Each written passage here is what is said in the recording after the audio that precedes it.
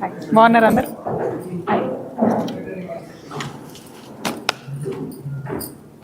జై తెలంగాణ. అందరికీ నమస్కారం. నేపాల్లో వచ్చినటువంటి వరదతోని అనేక మంది ఇబ్బంది పడ్డారు.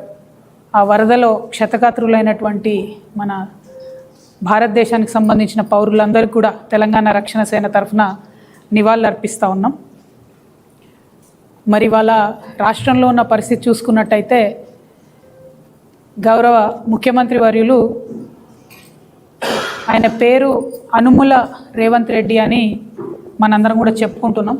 కానీ ఆయన వ్యవహారం చూస్తుంటే మాత్రం రేవంత్ రెడ్డి అంటే అనుముల రేవంత్ రెడ్డి కాదు, ఆంధ్ర రేవంత్ రెడ్డి అనాల్సిన పరిస్థితి వస్తున్నది. ఎందుకోసం ఈ మాట చెప్తా ఉన్నామంటే, తెలంగాణలో ఉండేటటువంటి బ్రాహ్మణ పరిషత్తుకి చైర్మన్ను వైస్ చైర్మన్లు ఇద్దరిని కూడా ఆంధ్ర ప్రాంతానికి సంబంధించిన వ్యక్తుల్ని ముఖ్యమంత్రి గారి పర్యవేక్షణలో కాంగ్రెస్ ప్రభుత్వం ఏర్పాటు చేయడాన్ని తెలంగాణ రక్షణ సేన చాలా తీవ్రంగా ఖండిస్తుంది. ఎందుకంటే మన తెలంగాణలో అనేక వేదాంగాలు చదివినటువంటి చాలా గొప్పనైనటువంటి బ్రాహ్మణులు ఉన్నారు, విద్వత్తు కలిగినటువంటి అనేక మంది మహానుభావులు ఉన్నారు. వారందరినీ కూడా పక్కన పెట్టి మన తెలంగాణ ప్రాంత బ్రాహ్మణుల దగ్గర దక్షత లేనట్టు, సమర్థత లేనట్టు, విద్వత్తు లేనట్టుగా పక్క రాష్ట్రం నుంచి తీసుకొని వచ్చి ఆంధ్ర ప్రాంతానికి సంబంధించిన వాళ్లకు పొలిటికల్ పోస్టులు ఇవ్వడాన్ని మేము తీవ్రంగా వ్యతిరేకిస్తున్నాము. ఆంధ్ర ప్రాంతానికి సంబంధించినటువంటి అనేక మంది విద్వాన్లను మేము కూడా చేతులెత్తి మొక్కుతాం, నమస్కరిస్తాం, వారి పాదాభివందనాలు చేస్తాం. చాగంటి కోటేశ్వరరావు గారి గొంతు వినబడనటువంటి తెలంగాణ ఇల్లు ఉండదంటే అత్యవశక్తి కాదు. కానీ పొలిటికల్ పోస్టులకు వచ్చేటప్పటికి మాత్రం తెలంగాణ ప్రాంత బ్రాహ్మణులకే ఇవ్వాలనేది మేము చాలా బలంగా డిమాండ్ చేస్తున్నాం. పైగా ఇప్పుడున్నటువంటి ఈ ప్రెసిడెంట్ గారు బసవరాజు శ్రీనివాస్ గారు, చైర్మన్ గారు, బ్రాహ్మణ పరిషత్ చైర్మన్ గారు కంప్లీట్గా తెలంగాణ ఉద్యమకారుల పట్ల ఇష్టం వచ్చినట్టుగా నోటి దురుస్తోని తెలంగాణ ఉద్యమకారులను గుడ్డలు కూడా తీసుకొడదామని చెప్పినట్టుగా వారందరూ కూడా బ్రాహ్మణ పరిషత్తుకు సంబంధించినటువంటి మెంబర్సే వచ్చి మా దగ్గర కంప్లైంట్ చేసినారు. అంతేకాదు దళిత ఆడబిడ్డల్ని పట్టుకొని ఇష్టం వచ్చినట్టుగా ఒక కులాన్ని దూషిస్తూ ఈ బ్రాహ్మణ పరిషత్ చైర్మన్ బసవరాజ్ శ్రీనివాస్ గారు మాట్లాడినట్టుగా మా దగ్గర స్పష్టమైనటువంటి సమాచారం ఉంది. అదేవిధంగా బ్రాహ్మణ పరిషత్తులో జరుగుతున్నటువంటి అనేక అంశాల మీద ప్రశ్నించిన ప్రతి ఒక్కరిని కూడా 30 రోజుల్లో మీరు కనబడకుండా, శాల్తీ లేకుండా మీ అంతు చూస్తామని చెప్పి డైరెక్ట్గా బెదిరిస్తున్నటువంటి పరిస్థితి. అంటే ఒక బ్రాహ్మణ పరిషత్కు చైర్మన్ ఇచ్చినటువంటి ఒక వ్యక్తి ఎంత హుందాగా, మర్యాదగా బ్రాహ్మణులో ఉన్నటువంటి పేద బ్రాహ్మణులకు చదువు చెప్పే విధంగా, ఉద్యోగ ఉపాధి అవకాశాలు కల్పించే విధంగా పనిచేయాల్సినటువంటి పరిషత్తు ఇవాళ ఇట్లా రౌడీ మూకలకు అడ్డగా మారడం, పైగా వేరే ప్రాంతానికి సంబంధించినటువంటి వారిని తీసుకొచ్చి ఇక్కడ పెట్టడం, వాళ్ళు మన బ్రాహ్మణులను ఇన్సల్ట్ చేయడం అన్నది ఇందుకోసం తెలంగాణ తెచ్చుకోలేదు. ఇందుకోసం మా అర్చకులు గుళ్ళు బంద్ పెట్టలేదు. తెలంగాణ ఉద్యమంలో తెలంగాణ బ్రాహ్మణులకు ఖచ్చితంగా గౌరవం దక్కాల్సిందే. తక్షణమే బ్రాహ్మణ పరిషత్ చైర్మన్ను, వైస్ చైర్మన్ని తొలగించాల్సిందే అని నేను ప్రభుత్వాన్ని డిమాండ్ చేస్తూ ఉన్నా. ఈ ఒక్కటే కాదు, మరి ఎందుకు ఆంధ్ర రేవంత్ రెడ్డి, ఎందుకు ఆంధ్ర ఏజెంట్ రేవంత్ రెడ్డి గారు అని అంటా ఉన్నా అంటే, నేను అనుముల రేవంత్ రెడ్డి కాదు ఆంధ్ర రేవంత్ రెడ్డి అని ఎందుకు అంటా ఉన్నా అంటే, నిన్నగాక మొన్న ఒక యాక్సిడెంట్ జరిగింది.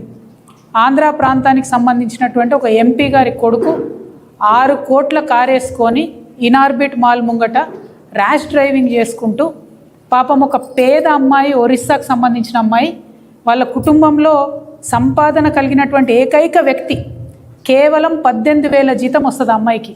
ఆ అమ్మాయి ఇక్కడ హైదరాబాద్లో మాల్లో పనిచేసి వెనకకు పైసలు పంపితే ఒరిస్సాలో ఉన్న వాళ్ళ కుటుంబం బతుకుతుంది. అటువంటి అమ్మాయిని 26 సంవత్సరాలు 25 ఏళ్ళలో పాపం చాలా జీవితం ఉన్న ఒక ఆడబిడ్డని 6 కోట్ల కారు వేసుకొని గుద్ది పడేస్తే మన పోలీసు వాళ్ళు రాసిన ఎఫ్ఐఆర్ ఎట్లుందంటే, ఇది ఎఫ్ఐఆర్ కాపీ నేను మీడియా మిత్రులకు ఇస్తా. ఒక పిల్లగాని పేరు, ఫోన్ నంబర్ తప్పితే తండ్రి పేరు లేదు, ఎటువంటి వివరాలు లేవు. 24 గంటలు గడవక ముందే పోలీసు వాళ్ళు ఆగమేఘాల మీద డ్రంక్ అండ్ డ్రైవింగ్ కేసు కాదు, అసలు ఏమాత్రం కూడా అసలు ఆల్కహాల్ కంటెంట్ కానీ ఏది లేదు అబ్బాయి దగ్గర అని చెప్పి రాసి పంపిరు. ఎట్లా ఇస్తారండి క్లీన్ సర్టిఫికేట్? ఏం చూసిరని వేరే కేసులలో ఇస్తారా? అంత ఫాస్ట్గా వేరే కేసులలో ఇట్లా ఎఫ్ఐఆర్ వేస్తారా? నేను సూటిగా ప్రశ్నిస్తున్న డీజీపీ గారిని, ముఖ్యమంత్రి గారిని, ఏం ఎఫ్ఐఆర్ ఇది? ప్రతి కాలం ఖాళీగా ఉంది. సిగ్గుపడాలా మీరు? నేను దీన్ని అప్లోడ్ చేస్తా, ఇప్పుడు చూడండి, చదువుకున్న వాళ్ళందరూ చూడండి దయచేసి. ఎందుకు ఇంత ఆంధ్ర పక్షపాతం ఎందుకు? అదే మా బోధన్ ఎమ్మెల్యే షకీల్ కొడుకు ప్రగతి భవన్ ముంగట బ్యారికేడ్ని గుద్దిండండి, బ్యారికేడ్ని. పంజగుట్ట పోలీస్ స్టేషన్లో ఉన్న 15 మంది పోలీసు వాళ్ళని సస్పెండ్ చేసిర్రు, 75 మంది పోలీసు వాళ్ళని పంజగుట్ట స్టేషన్ ఖాళీ చేసి వాళ్ళందరినీ కూడా ట్రాన్స్ఫర్ చేసిర్రు. ఆ పిల్లగాడిని విదేశాలకి వెళ్ళి పంపించి తీసుకొచ్చి ఇక్కడ అరెస్ట్ చేసిర్రు. ఎందుకు? మన తెలంగాణ ప్రాంతానికి సంబంధించిన ఒక ముస్లిం బిడ్డ అనా ఆ పిల్లగాడిని నాగమగం చేసింది, జీవితం నాశనం చేసిర్రు అంది. నాకు తెలుసు ఆ కుటుంబం కాబట్టి చెప్తున్నా. నేను లండన్లో చదువుకున్న పిల్లాడు బ్యారికేడ్ని గుద్దితే నేనేమంటున్నా, తప్పు చేస్తే తెలంగాణ ఆంధ్రాన్ని చూడాల్సిన అవసరం లేదు. కానీ ఇదేంది, ఒక ఆడపిల్ల చచ్చిపోతే మాట్లాడరా ముఖ్యమంత్రి గారు? విదేశీ పర్యటన రద్దయిందని చెప్పి 48 నిమిషాలు ప్రెస్ మీట్ మాట్లాడినారు మొన్న ముఖ్యమంత్రి గారు. ఒక్క మాట కూడా 48 నిమిషాల్లో 26 ఏండ్ల పసిపాప చనిపోయింది, ఆ పిల్ల యాక్సిడెంట్లో దుర్మరణం చెందిందని ఒక్క మాట మాట్లాడినరా? తెలంగాణ వాదం ఎప్పుడు గుర్తొచ్చింది మీకు? బీజేపీ గవర్నమెంట్ మిమ్మల్ని అమెరికా పోనీయకపోతే గుర్తొచ్చిందా? మరి బ్రాహ్మణ పరిషత్కి చైర్మన్ని, వైస్ చైర్మన్ ఆందోళన పెట్టినప్పుడు గుర్తు రాలేదా? మీ ప్రిన్సిపల్ సెక్రటరీ ఎక్కడ ప్రాంతం వాళ్ళు? మీ సీఎంఓలు ఉన్న ప్రిన్సిపల్ సెక్రటరీ నిన్న మొన్నటిదాకా రెడ్కో చైర్మన్ ఎక్కడ ప్రాంతం ఆమె? మేము పోయి గట్టిగా ఈఆర్సీ మీటింగ్లో ఆంధ్ర ప్రాంతం వాళ్ళకు రెడ్కో చైర్మన్ ఎట్లు ఇస్తారంటే ఆ తర్వాత రిమూవ్ చేసి రామని. ఇప్పటికి కూడా ఇరిగేషన్ డిపార్ట్మెంట్లో మొత్తం ఆంధ్ర పెత్తనమే నడుస్తుంది. ఇవాళ రోజు కూడా ఎలక్ట్రిసిటీ డిపార్ట్మెంట్లో మొత్తం ఆంధ్ర పెత్తనమే నడుస్తుంది. ఇప్పటి వరకు మాట్లాడిన రండి ఉద్యమకారుల గురించి కేకే కమిటీ ఏమైనా చేస్తుందా? కాలయాపన తప్పితే. ఆఖరికి బీఆర్ఎస్ గవర్నమెంట్ ఉన్నప్పుడేమో యాదగిరి గుట్ట పేరు యాదాద్రి ఎట్లా మారుస్తారు అని చిలక పలుకులు పలికినటువంటి రేవంత్ రెడ్డి గారు ఇవాళ మరి ఆ యాదాద్రిలో ఒక ప్రముఖ నటుడికి సంబంధించినటువంటి శ్రీమతి గారికి మెంబర్ ఇచ్చిండ్రు. అంటే మన గుళ్ళల్లో కూడా మన కోసమే ప్రత్యేకంగా కట్టుకున్న గుడి, మన తెలంగాణ రాష్ట్రం ఏర్పడ్డాక పైసా తెలంగాణ ప్రభుత్వం ఇస్తే కట్టినటువంటి గుడి యాదాద్రి. ఆ గుడిలో ఇవాళ ఆంధ్ర ప్రాంతం వాళ్ళు ఎట్లా మెంబర్స్ ఉంటారు? మన వాళ్ళు తిరుపతిలో ఉంటారు మెంబర్స్. ఎందుకోసం ఉంటారు? తిరుపతి హుండీలో వేసిన ప్రతి పైసాలో తెలంగాణ వాళ్ళ భాగస్వామ్యం ఉంటుంది. ఎన్నో వందల సంవత్సరాల నుంచి అది నడుస్తుంది కాబట్టి అక్కడ కర్ణాటక వాళ్ళకి ఇస్తారు, తెలంగాణలోకి ఇస్తారు, తమిళనాడు వాళ్ళకి ఇస్తారు, అందరికి ఇస్తారు మెంబర్లు. మీరు యాదాద్రిలో మొత్తం తెలంగాణ పైసలతో కట్టిన దాంట్లో వేరే ప్రాంతం వాళ్ళకి ఎట్లు ఇస్తారు? అడిగేటోళ్ళు ఎవరు లేరని అనుకుంటారా మిమ్మల్ని? మొన్న బయోకాన్ కంపెనీలో 200 మంది పిల్లల్ని తెలుగు మాట్లాడితే తీసేయండి అంటే 200 మంది పిల్లల్ని తీసేసారు. ఏం మాట్లాడదు మీ ప్రభుత్వం? ప్రతి హాస్పిటల్లో ఇవాళ కేరళ ప్రాంతం నర్సులకు ఎక్కువ పైసలు ఇస్తారు, తెలంగాణ ప్రాంతం నర్సులు అంటే తక్కువ పైసలు ఇస్తారు. మాట్లాడదు మీ ప్రభుత్వం. ఈ అలెను రెజొనెన్స్ ఇటువంటి కాలేజ్లో వచ్చి బాత్రూమ్లు కడిగేటోళ్ళని కూడా తెలంగాణ వాళ్ళని పెట్టుకుంటలేరండి. ఎక్కడున్నాం మనము? ఏం జరుగుతుంది? ఏం చేస్తున్నారు ఈ ముఖ్యమంత్రి గారు? ఇక నారాయణ చైతన్య కాలేజ్ ఉన్నది, 2 ఆంధ్ర ప్రాంత కాలేజీలే. నిన్నటి మొన్న తీసేసారు నారాయణ కాలేజీలో 200 మందిని. సంవత్సరం మధ్యలో తీసేస్తే ఆ టీచర్లకు ఉద్యోగాలు ఎక్కడ వస్తాయి? తీసేసేది ఉంటే ఇయర్ ముంగట తీసేయాలి. మిడిల్ ఆఫ్ ద ఇయర్ తీస్తే వాళ్ళ పరిస్థితి ఏంటిది? మరి ఇన్ని అన్యాయాలు చేస్తుంటే ఎందుకు మాట్లాడదు మీ ప్రభుత్వం? తెలంగాణ ప్రజలు నేను రిక్వెస్ట్ చేస్తూ ఉన్నా. ఇలా ప్రభుత్వం ఏమో కంప్లీట్గా ఆంధ్ర వాళ్ళ చేతుల్లో ఆంధ్ర ఏజెంట్గా ఉన్నటువంటి ముఖ్యమంత్రితోని నడుస్తున్నది. మరి ప్రశ్నించాల్సినటువంటి బీఆర్ఎస్ పార్టీ ఎప్పుడన్నా మాట్లాడిందా అండి ఈ అంశాల మీద? ఆ ఒరిస్సా అమ్మాయి చనిపోతే ఒక్క మాట కూడా ఇంతవరకు బీఆర్ఎస్ నుంచి ఏ ఒక్కరు కూడా మాట్లాడలేదు. ఎందుకోసం? ఏం లాలూచి ఉంది? లండన్ లాలూచియా ఇది? ఫ్రెష్గా నిన్నగాక మొన్న జరిగింది లండన్లో మీటింగు, దాని ప్రభావం ఏమో అని నేను అనుకుంటున్నా. దాని గురించి కూడా చెప్తా మీకు. నారాయణ చైతన్య కాలేజీలు వీటి మీద ఎన్నడూ కూడా మన బీఆర్ఎస్ పార్టీ నాయకులు ఎవరు మాట్లాడరు. నేను ఇదివరకే చెప్పిన మీకు, గుంటనక్క గారు పాలు అమ్ముకుంటారు నారాయణ చైతన్య కాలేజీలకు కాబట్టి ఒక్క మాట మాట్లాడరని. వ్యాపార సంబంధాలు ఉన్నారు కాబట్టి మాట్లాడరు. కేటీఆర్ గారికి ఉన్న ఆంధ్ర ఫ్రెండ్స్ వాళ్ళకున్న పర్మిషన్ల సంగతి మీకు తెలిసి నేను చెప్పే అవసరం లేదు, అందుకని వారు మాట్లాడరు. అంటే బీఆర్ఎస్ పార్టీ మొత్తం కూడా మౌన దీక్ష పట్టి కూర్చున్నది. మీ అందరికీ తెలుసు నా దగ్గర విస్పష్టమైన ఆధారాలు లేకపోతే నేను మాట్లాడనని. ఇవాళ నేను సూటిగా ప్రశ్నిస్తున్నా ముఖ్యమంత్రి గారిని, మీకు గుంటనక్క గారికి, గుంపు మేస్త్రికి గుంటనక్కకు ఏం కూడా లండన్లో లాలూచి జరగకపోతే మీరు అర్జెంటుగా quit pro quo case file చేయాలి హరీష్ రావు గారి మీద. ఎందుకోసం చెప్తున్నా, నారాయణ చైతన్య 2 కాలేజీలలో, దాంతోపాటు ఆయన మంత్రిగా ఉన్నప్పుడు, ఆయన ఆరోగ్య శాఖ మంత్రిగా ఉండే, KIMS, Yashoda, Apollo, Basavatarakam, Omega, Aurobindo, doctor Reddy's, Virinchi, Kamineni, MRF, ఈ అన్ని హాస్పిటల్స్లో కూడా హాస్పిటల్ కాదు, కామినేని, విరించి, బసవతారకం, ఒమేగా, అపోలో, యశోద, ఇవన్నీ హాస్పిటల్స్. ఈ అన్ని హాస్పిటల్స్ వాళ్ళ సొంత పాల కంపెనీలో మిల్చి వెబ్సైట్లో పెట్టింది. నేనేమో కథలు చెప్తలేను. అంటే ఒక ఆరోగ్య శాఖ మంత్రిగా పనిచేసేటటువంటి వ్యక్తి వారి సొంత కుటుంబ సభ్యులు, వారి సతీమణి నడిపేటటువంటి కంపెనీ ద్వారా ఈ అన్ని కంపెనీలకు, ఈ అన్ని హాస్పిటళ్లకు పాల సప్లై చేస్తున్నారండి. అంటే చిన్న సన్నకు కాదు, తెలంగాణ ప్రజలకు నేను లెక్కలతో సహా చెప్తున్నా. ఈ హాస్పిటల్స్కు కోట్ల రూపాయల పాలను సప్లై చేసిరు.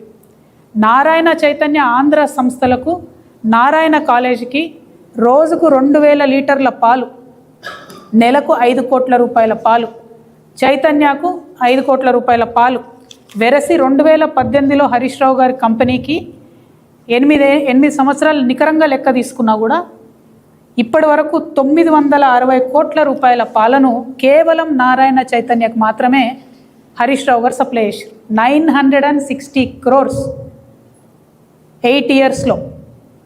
అంటే ఒక మంత్రిగా ఉన్నటువంటి వ్యక్తి తన ఇన్ఫ్లుయెన్స్ని వాడి, ఇది క్విట్ ప్రోకో కాదా అండి? ఇది ఓన్లీ నేను నారాయణ చైతన్య లెక్క చెప్తాను. ఇప్పుడు నేను చదివిన హాస్పిటల్స్, కిమ్స్, యశోద, అపోలో ఇవన్నీ చెప్తలేను. అంటే ఎన్ని వందల కోట్ల పాలు ఇక్కడ సప్లై చేసారు. ఇక్కడ ఒక వ్యాపారం సప్లై అన్నటువంటి ఇష్యూ కాదు. ఇక్కడ ఇష్యూ ఏంటంటే హరీష్ రావు గారు పాల వ్యాపారం పెట్టింది 2018లో. కానీ అంతకన్నా ముందే తెలంగాణలో అనేకమైన డైరీస్ ఉన్నాయి. మస్కత్తి డైరీ 1965లో పెట్టింది, కరీంనగర్ డైరీ 1971లో పెట్టింది, జెర్సీ డైరీ 1986లో పెట్టింది, ముల్కనూర్ ఉమెన్స్ కోఆపరేటివ్ డైరీ 2002లో పెట్టింది, సుజలా డైరీ 2002లో పెట్టింది, వైష్ణవి డైరీ 2004లో పెట్టింది, మదర్ డైరీ ఇది ప్రజలు నడుపుకునేది, హయత్ నగర్, నల్గొండ, రంగారెడ్డి మిల్క్ యూనియన్, ఇది కాకుండా గవర్నమెంట్ డైరీ విజయ డైరీ ఉన్నది. మరి వీళ్ళకి ఎవ్వరికీ వ్యాపారం రావద్దట. ఏం విజయ డైరీకి 1000 కోట్ల వ్యాపారం వస్తే నష్టమా? పాడి రైతులకే లాభం జరుగుతుంది కదా.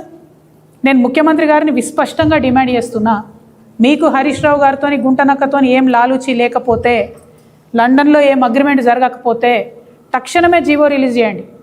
ఎనీ స్కూల్, ఎనీ హాస్పిటల్, స్కూల్లో 500 పైచీలుకుంటే జీవో ఇవ్వండి, విజయ డైరీ పాల్గొనాలని చెప్పండి. ప్రభుత్వం భూమి ఇవ్వలేదండి యశోద హాస్పిటల్కి. అంటే హరీష్ రావు గారు హెల్త్ మినిస్టర్గా ఉన్నప్పుడు యశోదకు భూమి ఇస్తారు, అదే యశోద నుండి ఆయన కంపెనీకి పాల ఆర్డర్ తీసుకుంటాడు. మరి ఇది క్విట్ ప్రోకో కాదా? దీని మీద ఏం ఎంక్వైరీ జరగదా? చేయాలని చెప్పి నేను ప్రభుత్వాన్ని డిమాండ్ చేస్తున్నాను. ఇదంతా ఎందుకు ఇంతసేపు చెప్తున్నా నేను అంటే, బీఆర్ఎస్ పార్టీ కంప్లీట్గా కాంప్రమైజ్ అయిపోయింది. కోర్ వాల్యూస్ ఏవైతే ఉంటాయో, తెలంగాణ విలువలు ఏవైతే ఉంటాయో వాటిని పక్కకు వదిలిపెట్టింది. వ్యవస్థీకృతంగా అవినీతిని చేసింది. పాల వ్యాపారం హరీష్ రావు గారికి, రియల్ ఎస్టేట్ పర్మిషన్లు, మున్సిపల్ పర్మిషన్లు రామారావు గారికి, ఇసుక వ్యాపారం ఇంకొకరికి, ఇక చాలామంది ఉన్నారు, 1 కాదు 2 కాదు. ఇట్లా వ్యవస్థీకృతమైన అవినీతి చేసింది. మళ్ళీ ఇప్పుడు ఏమంటారు, ఇక కాంగ్రెస్ ఫెయిల్ అయిపోయింది, మేమే వస్తాం గవర్నమెంట్కి అంటారు. కాంగ్రెస్ ఎట్లా ఫెయిల్ అయిపోయింది, వచ్చే అవకాశమే లేదు. కానీ బీఆర్ఎస్ మళ్ళీ గవర్నమెంట్లోకి వస్తే ఈ వ్యవస్థీకృతమైనటువంటి అవినీతిని సహిద్దామా? నేను ప్రజలను అడుగుతా ఉన్నా, మిమ్మల్ని నేను ఒకటే రిక్వెస్ట్ చేస్తూ ఉన్నా, కొత్తగా వచ్చినటువంటి మా పార్టీ పారదర్శకతతో పనిచేయాలనుకుంటుంది, అవినీతి రహితంగా పనిచేయాలనుకుంటుంది, జవాబుదారితనంతో పనిచేయాలనుకుంటుంది. వెన్నుపోటు రాజకీయాలని దయచేసి ఎంకరేజ్ చేయకండి. కొత్త పార్టీలకు అవకాశం ఇవ్వండి, రాష్ట్రంలో కొత్త ఆలోచనకు అవకాశం ఇవ్వమని ప్రజల్ని కోరుతున్నా. నిన్నగాక మొన్న ఒక ఇంట్రెస్టింగ్ న్యూస్, సంచలనమైన న్యూస్ మన పత్రికా మిత్రుల కోసం చెప్తున్నా. మెదక్ ఎమ్మెల్యేలు అందరితో కలిసి హరీష్ రావు గారు మీటింగ్ పెట్టుకున్నారు. ఆ మీటింగ్లో కూర్చున్న ఒక ఎమ్మెల్యేనే నాకు ఈ ఇన్ఫర్మేషన్ షేర్ చేశారు. ఏమని, ఎన్టీ రామారావు గారిలాగా కేసీఆర్ గారు కూడా గొప్ప మనిషి, కాకపోతే ఆయన కొడుకుకి వారసత్వం లేదు, కాబట్టి బీఆర్ఎస్ పార్టీ నాకే వస్తుంది, మనం మెదక్లో అన్నీ కూడా గెలుచుకుందాము, తర్వాత బీజేపీతో అగ్రిమెంట్ పెట్టుకుందాము అని చెప్పి వారు స్పష్టంగా చెప్పినట్టుగా ఎమ్మెల్యే గారు నాకు చెప్పడం జరిగింది. అంటే మెదక్ని వేదిక చేసుకొని బీఆర్ఎస్ పార్టీని హస్తగతం చేసుకొని ఎన్టీ రామారావు గారి పేరు తీసిరంటేనే ఈయన కేసీఆర్కి వెన్నుపోటు పొడుస్తాడు అనేది మనం స్పష్టంగా అర్థం చేసుకోవాలి. మరి బీజేపీ వాళ్ళతో ఈయనకు అండర్స్టాండింగ్ ఉందని నువ్వెట్లా అంటావు అంటే, ఒక పేరు చెప్తున్నా రాసుకోండి, Raj Pushpa open sky villas. Raj Pushpa open sky villas, ఇది ఇంట్రెస్టింగ్ ఉంటుంది చాలా. ఈ రాజ్ పుష్ప ఓపెన్ స్కై విల్లాస్లో ఒక ఇంటి నుండి పాలల్లో పసుపు మిరియాలు కలిపి హరీష్ రావు గారి ఇంటికి పోతాయి. అంటే అది కోడ్ అన్నట్టు. అక్కడికి వచ్చే ఆర్ఎస్ఎస్ పెద్ద మనిషి మిరియాలు పసుపు కలిపిన పాలే తాగుతాడు పొద్దుంతా. ఆయన ఎవరో మీరు ఇంటర్నెట్ వెతికితే మీకు తెలిసిపోతారు. ఆ పెద్ద మనిషి ఆడికి వచ్చిన రోజు హరీష్ రావు గారి ఇంటికి పాలు పోతాయి అన్నట్టు. పోగానే హరీష్ రావు గారు ఆయన కార్యక్రమాలను బంద్ పెట్టుకొని ఆ ఇంటికి పోతాడు. అక్కడ ఆర్ఎస్ఎస్ పెద్ద మనిషితో పలు దఫాలుగా మీటింగ్ జరిగింది. ఈ టోటల్ అండర్స్టాండింగ్ ఏంటంటే బీఆర్ఎస్ పార్టీని హస్తగతం చేసుకొని వెన్నుపోటు వచ్చే రాజకీయం. సరే, నేను బీఆర్ఎస్ పార్టీలు లేను, బీఆర్ఎస్ పార్టీ ఏమైతే నాకేందో అది 1000 చెక్కలైనా 3 ముక్కలైనా నాకు వచ్చేది లేదు, పోయేది లేదు. కానీ ఇక్కడ హరీష్ రావు గుంటనక్క అనేటటువంటి వ్యక్తి యొక్క వ్యక్తిత్వం తెలంగాణ ప్రజలకు తెలవాలి కాబట్టి చెప్తున్నా. ఉన్న పార్టీని, ఉన్న ఇంటిని, తిన్నింటి వాసాలు లెక్కబెట్టేటటువంటి వ్యక్తిత్వం. మంత్రిగా ఉన్నప్పుడు ఆ పవర్తో చేసినటువంటి అవినీతి పరుడిని ప్రజలకు మళ్ళొకసారి నేను గుర్తు చేస్తూ ఉన్నా. ఇటువంటి అవినీతిపరుడు, ఇటువంటి వెన్నుపోటుదారుడు ఇప్పుడున్న ముఖ్యమంత్రితో వీళ్ళిద్దరికీ లాలూచి. అంటే ఎటువంటి రాజకీయాలను ప్రోత్సహించాలో దయచేసి తెలంగాణ ప్రజలు ఒక్కసారి ఆలోచన చేసుకోమని నేను కోరుతున్నా. ఈ ముఖ్యమంత్రి గారు ఏం చెప్పారు తెలంగాణ ప్రజలకి? పదే పదే కాళేశ్వరంలో అవినీతి జరిగింది, ఫోన్ ట్యాపింగ్ జరిగింది. మరి ఏమైంది నాయన కేసు? ఫోన్ ట్యాపింగ్ కేసు ఏమైంది? కాళేశ్వరం కేసు ఏమైంది? అంటే ఇవి ముందుకు పోతలేవు అంటే అర్థమైంది ముఖ్యమంత్రి గారు అబద్ధమన్నా చెప్పి ఉండాలి, లేదంటే లాలూచి అన్న పడి ఉండాలి. మరి రెండిట్లో ఏం జరిగింది? ఇటు బీఆర్ఎస్ వాళ్ళతో లాలూచి, అక్కడనేమో మోడీ బడే బాయ్ అని ఆయనతో లాలూచి. అసలు ఏంది ఇది? ఎందుకు తెచ్చుకున్నాం తెలంగాణ? ఇటు ఆంధ్రోలతో లాలూచి, పొలిటికల్ పోస్టులు వాళ్ళకి ఇచ్చుడు. ప్రాజెక్టుల గురించి మాట్లాడతాడండి ముఖ్యమంత్రి గారు. నిన్నగాక మొన్న కృష్ణా నీళ్ళలో 50% కొప్పుకొని వస్తారు ఎవరన్నా? 70% కదా రావాలి, 50% కొప్పుకొని వస్తారా? సంతకాలు పెట్టి వచ్చిర్రు. అంటే ప్రాజెక్టులు చూడరు, పొలిటికల్ పోస్టులు వాళ్ళకే పోతాయి. ఎందుకు మరి తెలంగాణ తెచ్చుకున్నది? నేను తెలంగాణ వాదుల తరఫున చెప్తా ఉన్నా, బాధపడతా ఉన్నారు ఒక్కొక్కరు. ఇవాళ ఉద్యమకారులు, తెలంగాణ వాదులు బాలసుబ్రహ్మణ్యం గారి విగ్రహం పెట్టినప్పుడు బాధపడని తెలంగాణ వాది లేడండి. ఇది అతిశయోక్తి కాదు. ఆయన మంచి, ఆయన పెద్ద సింగర్, నేను కాదంటలేను. కానీ ఎందుకు పెట్టాలి? రవీంద్ర భారతిలో ఎక్కడైతే గద్దరన్ ఉండాలనో, ఎక్కడైతే అందశ్రీ ఉండాలనో అక్కడ ఎందుకు మమ్మల్ని అవమానం చేయాలి? ఆంధ్ర ప్రాంత నాయకుల విగ్రహాలు ఇక్కడ పెట్టి దండలు ఎందుకు వేయాలి? 100 అడుగుల విగ్రహం పెడతామని ఎందుకు చెప్పాలి? మీరు తెలంగాణ ఉద్యమానికే వ్యతిరేకం కాదు, రాష్ట్రానికి వ్యతిరేకంగా పనిచేస్తున్నారు. ఇది కరెక్ట్ కాదు. డెఫినెట్గా తెలంగాణ ప్రజలందరూ కూడా మీకు కరుగాల్చి వాత పెడతారు. ఈ గుంటనక్క గారితోని మొన్న లండన్లో ప్రభుత్వ ధనంతో ముఖ్యమంత్రి గారికి మీటింగ్ జరిగింది. ఈ గుంటనక్క, గుంపు మేస్త్రి, లండన్ లాలూచి ఏందో, దాని సంగతి ఏందో టీఆర్ఎస్ పార్టీ ముందు కూడా మీకు ఎప్పటికప్పుడు అప్డేట్స్ ఇస్తుంటుంది. ఎందుకు ఈ మాట చెప్తున్నా అంటే, హరీష్ రావు గారు పచ్చి బీసీ వ్యతిరేకి. ఇక్కడ చూడండి, ఎవరైతే మాధవ్ రెడ్డి బీసీలకు 42% రిజర్వేషన్ రాకుండా చేసిండో ఆయన ఇంటికి పోయి శాలువాలు కప్పి సన్మానం చేసి మీటింగ్లకు పిలుచుడి నా ఓడు.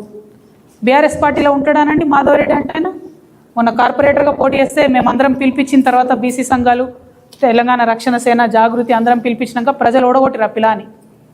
కానీ ఇంకా ఉంచుకుంటారు ఎవరన్నా పార్టీలో? అంటే పచ్చి వ్యతిరేకి మేమని చెప్తున్నట్టే కదా.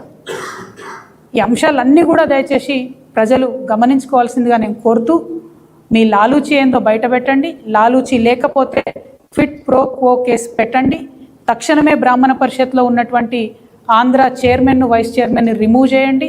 యాదాద్రిలో ఉన్నటువంటి మెంబర్స్ని తీసేయండి. మీరు తెలంగాణ బిడ్డ అని నిరూపించుకోండి.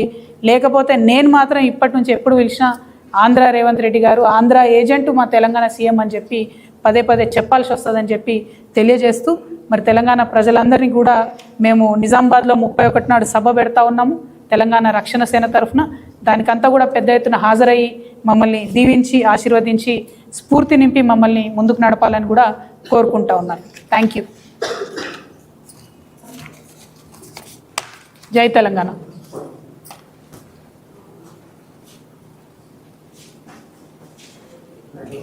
బంద్ అయిందా? లోపల రైలు ఉంటే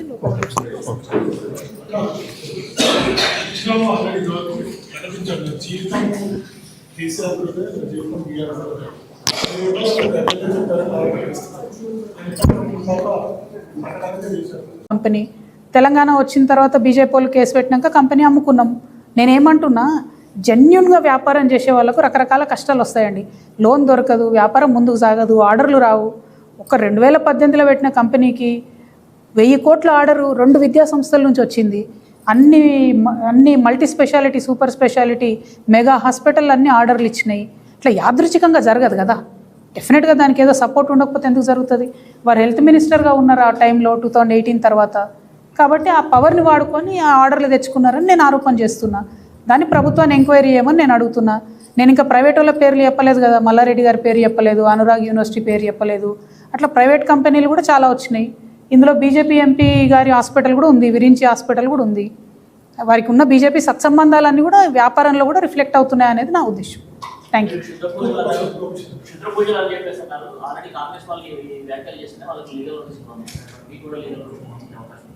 క్షుద్ర పూజలు ఏదో రాష్ట్రం గురించి చేస్తారని ఏంటంటే చెప్పారు కాంగ్రెస్ వాళ్ళకి తెలియదు కదా. ఇంటి విషయం నాకు తెలుసు కదా. హరీష్ రావు గారు ఎప్పుడు క్షుద్ర పూజలు చేపించినా అది కేసీఆర్ గారు ఆరోగ్యం బాగుండదని చెప్పిస్తాడు. ఆయనకు ముందు నుండి ఉన్న అలవాటు అది. అనేక మంది పండితులను, అనేక మందిని రకరకాలుగా ఆయన కేసీఆర్ గారి గురించి చాలా దారుణమైన ప్రశ్నలు అడిగాను. ఇప్పుడు నాకు హరీష్ రావుకి ఏం పంచాయతీ అండి? గట్టి పంచాయతీ నాకేమన్నా? మా నాన్న అగౌరవ పరుస్తాడు అన్న దగ్గర స్టార్ట్ అయినటువంటి పంచాయతీ ఆయన నన్ను దగ్గరుండి పార్టీలోంచి బయటికి పంపించే వరకు వచ్చింది. పాయింట్ ఏంది ఇక్కడ అని అంటే, క్షుద్ర పూజలు ఎప్పుడు హరీష్ రావు గారు చేపించినా అది కేసీఆర్ గారు ఆరోగ్యం బాగుండదని చెప్పిస్తారు. అది జగమెరిగిన వాస్తవం, ప్రతి ఒక్కరికి తెలిసిన విషయం. ఏ అయ్య గారిని అడిగినా చెప్తారు మీకు. Thank you. జై తెలంగాణ. అమ్మా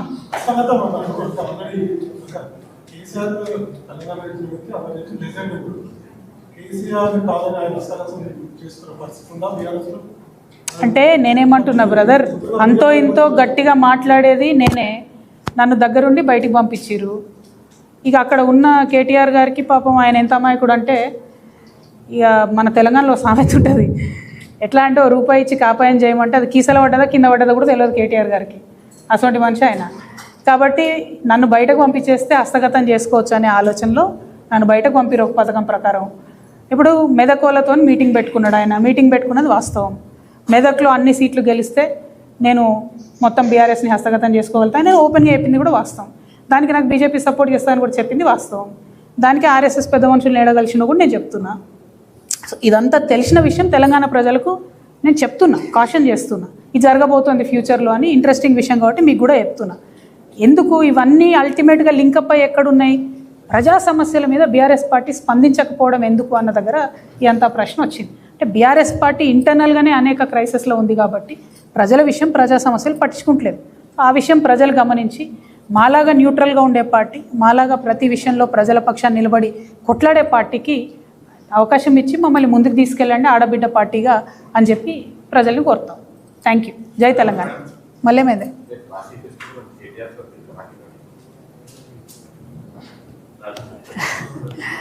ఇప్పుడు పోయినసారి అడిగిన బ్రదర్, అప్పుడు పట్నంలో లేకుండా వారిపోయినరు. ఈసారి అడగకుండానే విదేశాలకు వెళ్ళిపోయినరు. ఈ ఆడబిడ్డలకు మాకు కూడా ఆత్మగౌరవం ఉంటుంది కదా, బాధ అవుతుంది కదా. ఏమో తెలియదు నాకు. మా ఆత్మగౌరవం మాత్రం చాలా బీభత్సంగా హట్ అయింది. మాకు కూడా రేషం ఉంటుంది, ఎన్నిసార్లు అడుగుతుంది. Thank you. జై తెలంగాణ. ఎఫ్ఐఆర్ కాపీ ఫస్ట్ పంపాలి అందరికీ.